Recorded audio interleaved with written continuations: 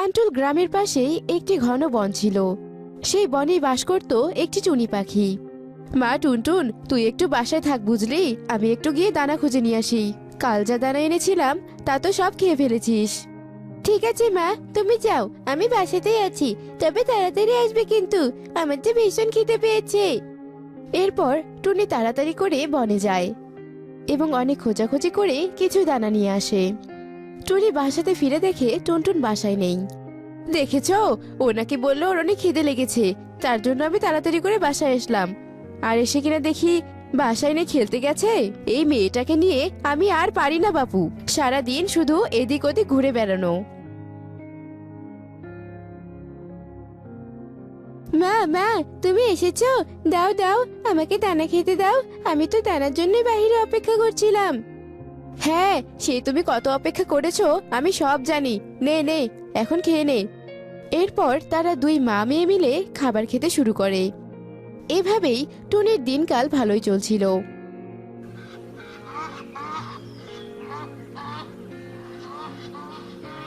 কিন্তু হঠাৎই একদিন অনেক অসুস্থ হয়ে পড়ে। মেয়ের এমন অবস্থা দেখে টুনি অনেক ভেঙে পড়ে। মা টুনটুন, তোর হঠাৎ করে কি হলো মা? তুই কেন কথা বলছিস না? তোর কিছু হয়ে গেলে আমি কাকে নিয়ে থাকবো রে মা? ভগবান, আমার মেয়েটাকে সুস্থ করে দাও। টুনি যখন টুনটুনকে নিয়ে কাঁদছিল তখনই সেখানে সুখী পায়রা চলে আসে। আর কি হয়েছে জানতে চাইলে টুনি তাকে সবকিছু খুলে বলে। আর এসব শুনে সুখী পায়রা বলতে থাকে, টুনি, তুমি আর কেঁদো না বোন। আমি শুনেছি আমাদের জঙ্গলের উল্লু পেঁচা নাকি অনেক ভালো ডাক্তার। উনি সব রোগেরই অনেক ভালো চিকিৎসা করতে পারে। তাই বলছিলাম কি, তুমি যদি একবার টুনটুনকে ওনার কাছে নিয়ে যাও তাহলে হয়তো টুনটুন সুস্থ হতে পারে। তুমি সত্যি বলছো বোন? তবে আমি আজই আমার মেয়েকে উল্লু ডাক্তারের কাছে নিয়ে যাব। তোমাকে অনেক ধন্যবাদ বোন, আমাকে এই খবরটা দেওয়ার জন্যে। এরপর সুখী পায়রা সেখান থেকে চলে যায়। আর টুনি তার অসুস্থ ছানাকে নিয়ে উল্লু প্যাঁচার কাছে যায়। উল্লু প্যাঁচা টুনটুনকে পরীক্ষা নিরীক্ষা করে দেখে বলে, টুনি, সর্বনাশ হয়ে গেছে। তোমার মেয়ের তো কোনো সাধারণ রোগ হয়নি, এ এক বিশাল অসুখ। এ তো কোনো ওষুধে ভালো হবে না।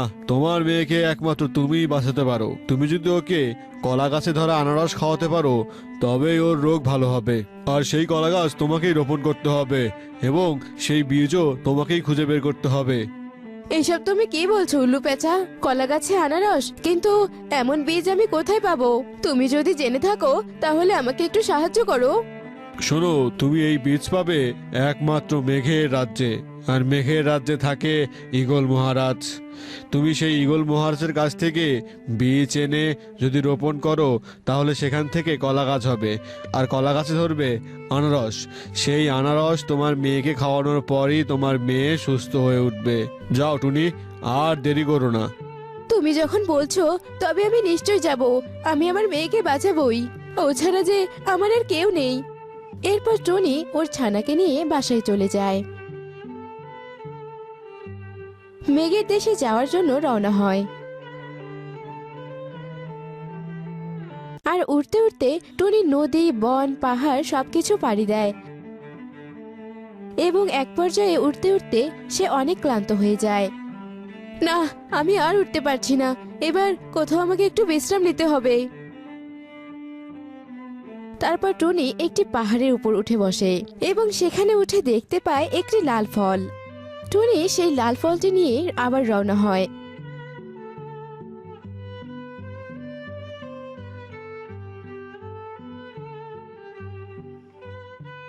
তারপর অবশেষে টনি মেঘের রাজ্যে চলে যায়। মেঘের রাজ্যে তো চলে এলাম, কিন্তু এখানে ঈগল মহারাজ কোথায় থাকে আমি তো সেটা বুঝতেই পারছি না। না, মনে হয় আশেপাশেই কোথাও আছে। এরপর টনি আশেপাশে ঈগল মহারাজকে খুঁজতে থাকে। আর অবশেষে ঈগল মহারাজকে খুঁজে পায়। কি কে তুমি? তোমাকে তো আমার মেঘের রাজ্যে আগে কখনো দেখিনি। আর এখানে এসেছো কি কাজে? এরপর টুনি তার সব কথা ঈগলকে খুলে বলে আর অনেক কান্নাকাটি করতে থাকে। এইসব শুনে ঈগল বলতে থাকে, না না না না না, আমি তোমাকে সেই বীজ দিতে পারবো না। তুমি এখন এখান থেকে আসতে পারো। এমনিতেই আমি আমার গিন্নিকে নিয়ে খুব চিন্তিত। আমার ভালো লাগছে না, তুমি এখন যাও এখান থেকে। যাও। না না মহারাজ, আমাকে তাড়িয়ে দিবেন না। আমি যে অনেক কষ্ট করে এখানে এসেছি, আমাকে এভাবে তাড়িয়ে দিবেন না। আমার মেয়ে যে অনেক অসুস্থ। তাছাড়া মহারাজ, আপনার গিন্নির কি হয়েছে?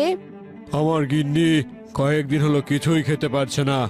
বৌদ্ধমশাই বলেছে আর কিছুদিন এভাবে গেলেই নাকি আমার গিন্নিকে আর বাঁচানো যাবে না।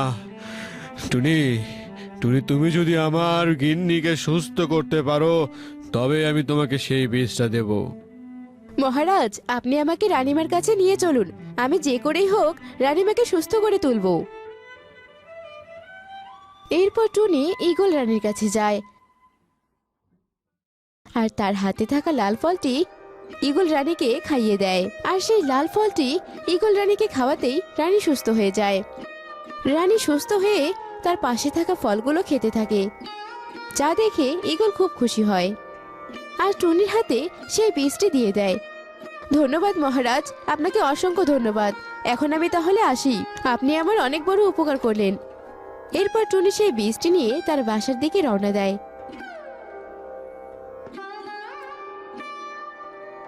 এবং অনেকক্ষণ যাবৎ ওড়ার পর টুনি তার বাসায় পৌঁছে যায়।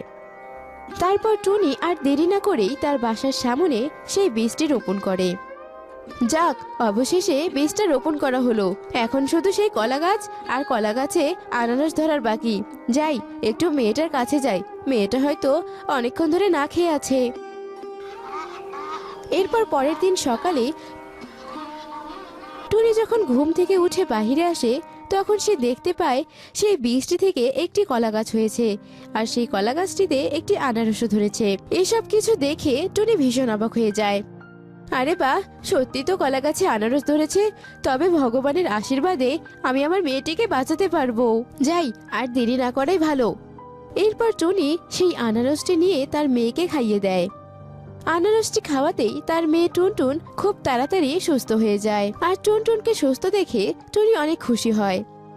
মা মা, আমার তো এখন অনেক সুস্থ লাগছে। তাহলে আমি একটু খেলতে যাই মা। ও, সুস্থ হয়ে তোর আগেই খেলার কথা মনে পড়েছে, তাই না? এই সময় তুই একদম কোথাও খেলতে যাবি না। দুদিন ভালোভাবে বিশ্রাম নে আগে। এরপর থেকে টুনি তার মেয়েকে নিয়ে খুব সুখে শান্তিতে দিন কাটাতে থাকে।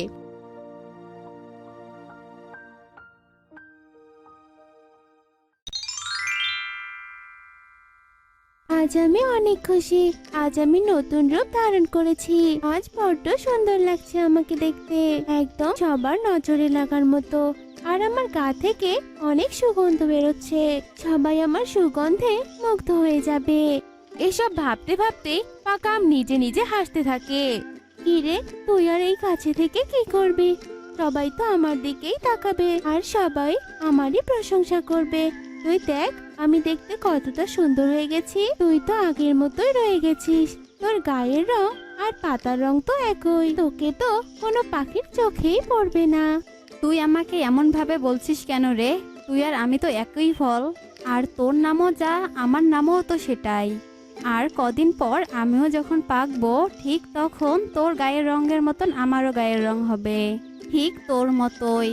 আর এটা নিয়ে অহংকার করার কিছু নেই রে বন্ধু। যাই হোক, আমরা তো একই গাছের ফল, তাই না?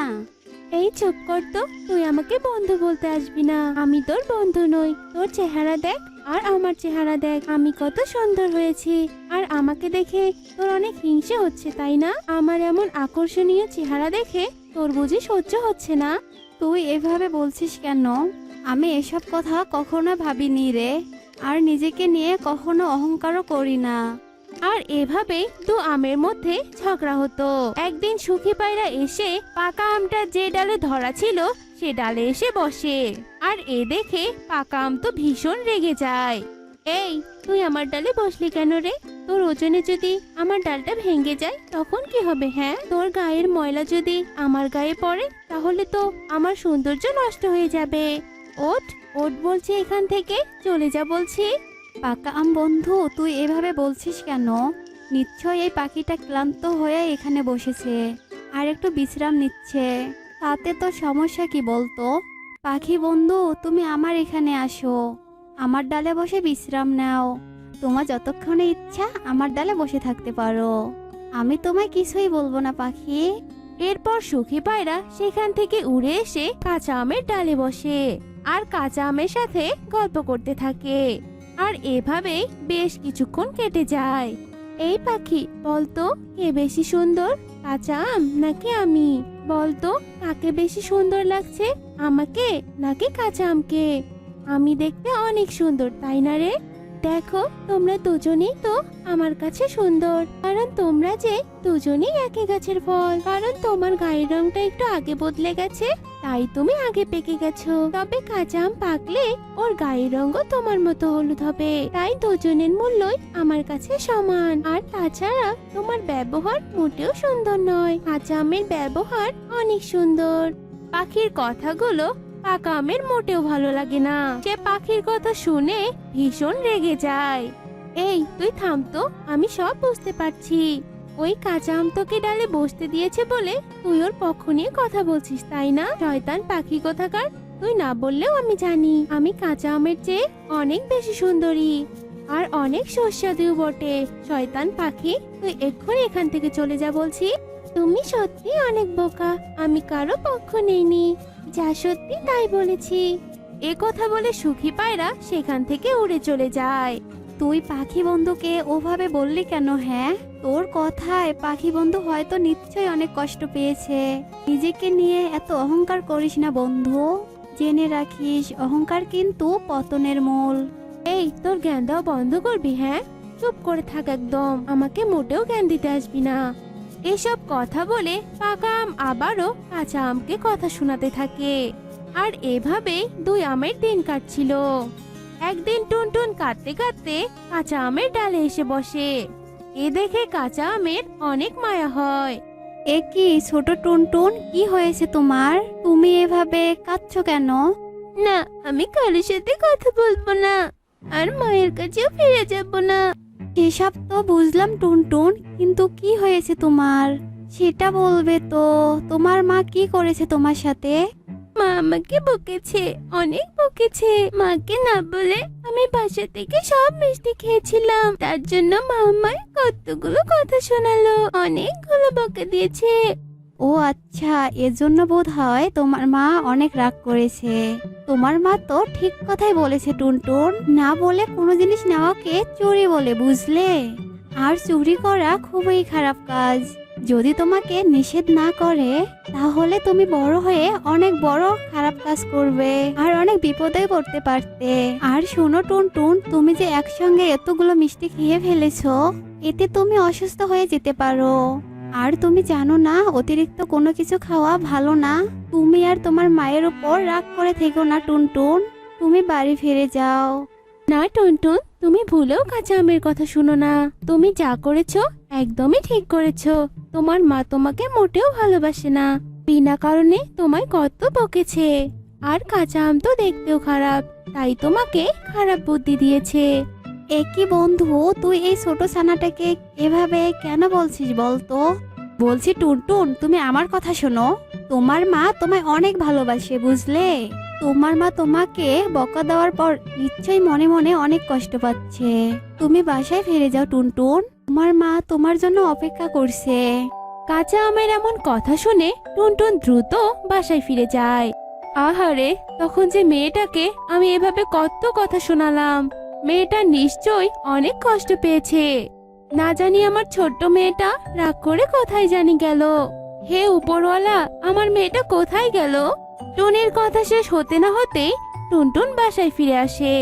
সে কি সোনা, তুই বাসায় ফিরে এসেছিস? মা, আমার বড্ড ভুল হয়ে গেছে রে মা, আমি তোকে অনেক বকেছি। আর তুই আমাকে ছেড়ে আর কোথাও যাস না, তবে আমি তোকে আর কখনো বকবো না। আমি ভুল করেছি মা, আমি আর কখনো তোমাকে না বলে খাবার খাবো না, আর তোমাকে ছেড়ে কোথাও যাব না। তুমি একটু দাঁড়াও মা, আমি এক্ষুনি আসছি। এ কথা বলে টুনটুন উঠতে শুরু করে দেয় আর কাঁচা আমের কাছে যায়। কাঁচা আম বন্ধু, তুমি একদমই সত্যি কথা বলেছ। আমার মা আমাকে অনেক ভালোবাসে।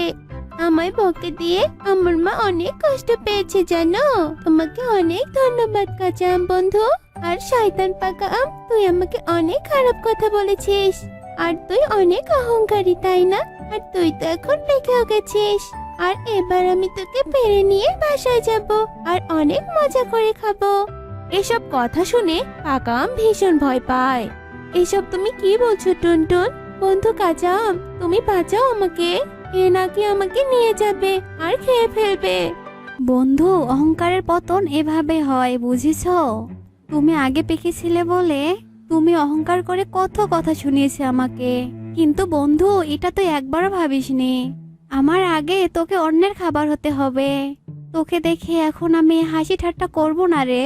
আমাকেও একদিন কেউ পেরে নিয়ে খেয়ে ফেলবে, এটাই যে নিয়ম। এরপর টুনটুন পাকা আমটাকে পেড়ে সেখান থেকে চলে যায়, আর এভাবেই পাকা আমের অহংকারের পতন ঘটে।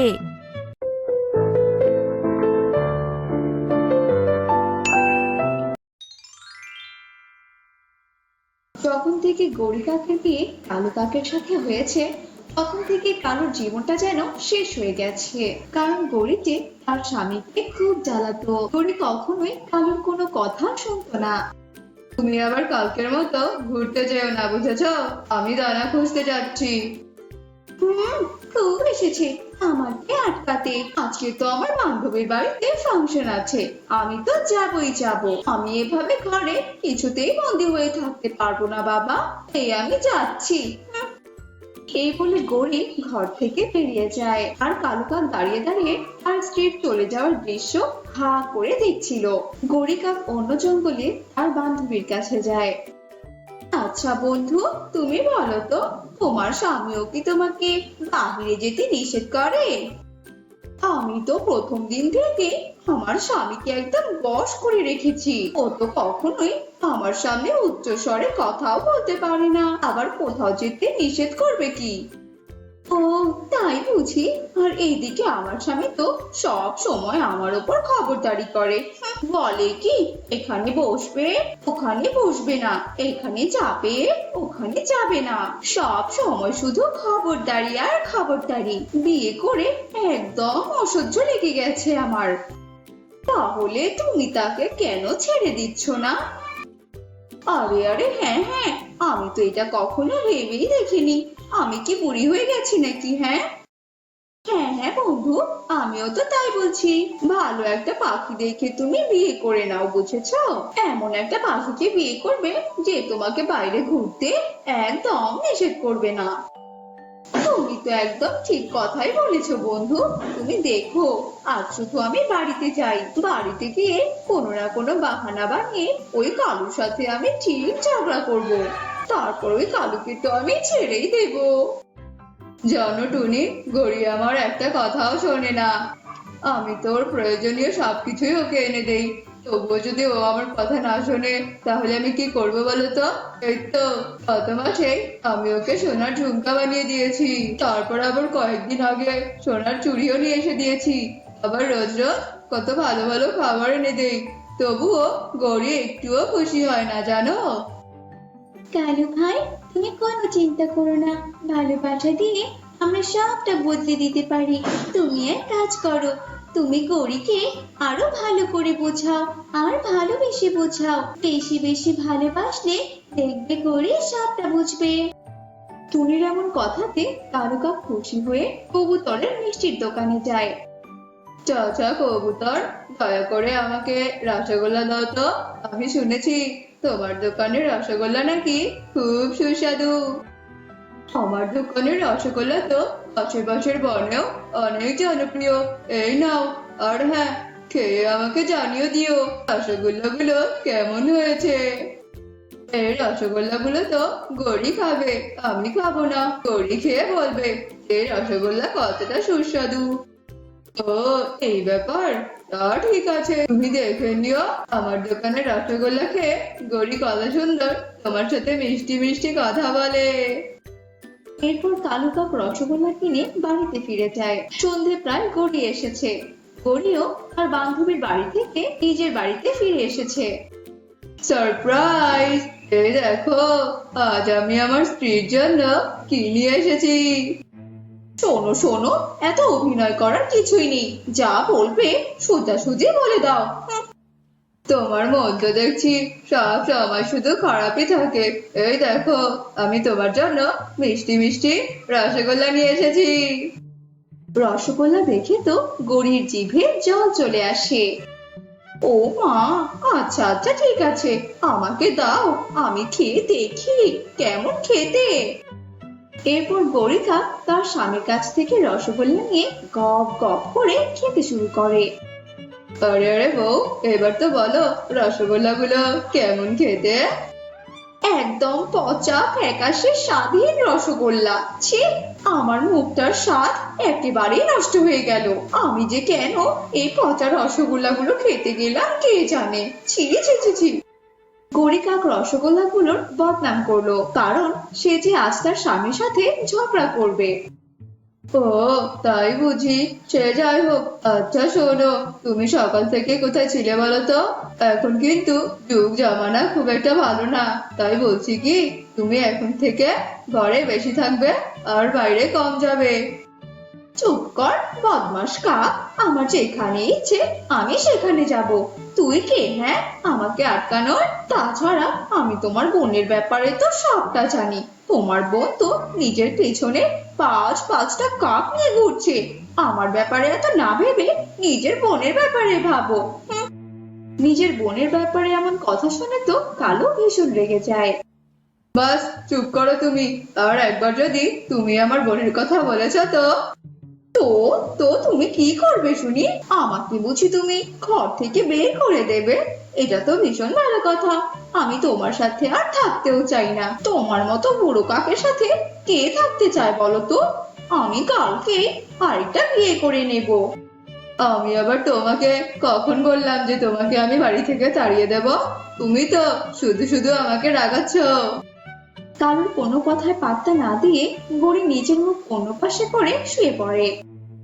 এরপর সকাল হয়ে যায়, আর সকালে কালু কাক নাস্তা বানিয়ে তার স্ত্রীর কাছে আসে আর তাকে ডাকতে থাকে। গড়ি, ও গড়ি, ওঠো গড়ি ওঠো, এই দেখো আমি তোমার জন্য নাস্তা বানিয়ে নিয়ে এসেছি, ওঠো। গড়ি নাস্তা দেখে তেমন কিছুই বললো না, কালকে রাতের কথা যে তার খুব ভালো করেই মনে আছে। তোমার নাস্তা তুমিই করো, তোমার সাথে কি আমি থাকবো নাকি হ্যাঁ, যে আমি আবার তোমার নাস্তা খাবো? আমি এক্ষুনি বাড়ি ছেড়ে চলে যাব। কালু কাক গৌরীকে অনেক অনুরোধ করে, কিন্তু গৌরী কালুর কোনো কথাই শোনে না, সে উড়ে চলে যায়। টুনি বোন, টুনি বোন, তুমি তো বলেছিলে ভালোবাসা দিয়ে নাকি সব জয় করা যায়, কিন্তু আমি তো আমার স্ত্রীকে অনেক ভালোবেসেছিলাম, তবুও তবুও সে আমাকে ছেড়ে চলে গেছে। এভাবে কালু কাক কাঁদছিল।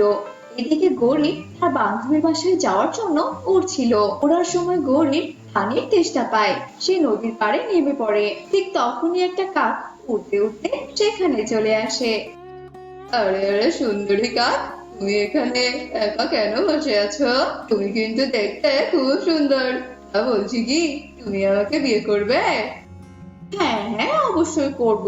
তাছাড়া আমি আজকে আমার প্রথম স্বামীকে ছেড়ে চলে এসেছি, সে সব সময় আমাকে বাহিরে যেতে বারণ করতো বলে। আচ্ছা তুমি আবার আমাকে বাইরে যেতে বারণ করবে না তো? না না, কখনোই তোমাকে বারণ করব না। তোমার যেখানে যেতে ইচ্ছে করবে তুমি সেখানেই চলে যেও, আমি তোমাকে কেন আটকাবো বলো? সত্যি বলছো? সত্যি? আমি তো এতদিন থেকে এমন একটা পাখি খুঁজছিলাম।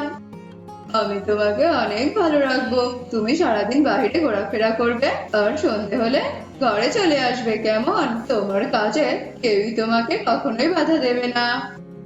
এসব শুনে তো গৌরী ভীষণ খুশি হয়ে যায়।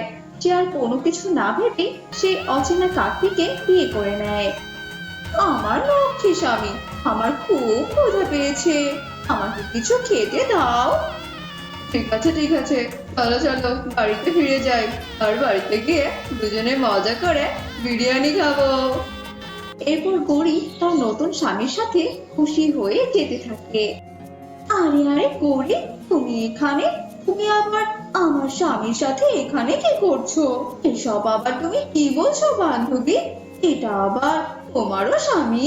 তা তো আমি জানতাম না। এবার তো জেনে গেছো গৌরী যে আমি ওরও স্বামী ছিলাম। এবার তোমরা দুজন সারাদিন বাইরে ঘোরাফেরা করবে, বুঝেছো? আর নিজেদের জন্য খাবার জোগাড় করে নিয়ে আসবে আর নিজেদের সাথে সাথে আমার খাবারও নিয়ে আসবে। আর আমি এখন আমার বন্ধু উল্লুর কাছে যাব নেশা করতে।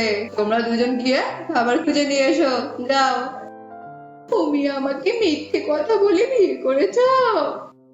চুপ, একদম চুপ। এখন তো তুমি আমার স্ত্রী, ওই কালু কাকের নয়, বুঝে যাও। বেশি কথা বললে এখানেই তোমাকে প্রাণে মেরে দেবো, এই বলে দিলাম। এরপর সেই নেশাখোর কাক সেখান থেকে চলে যায়। তুমি আমাকে মিথ্যে কেন বলেছিলে বন্ধু? তুমি না বলেছিলে তুমি তোমার স্বামীকে তোমার কথায় ওঠাও আর বসাও, সেটা কি তোমার সব কথাই শুনে চলে?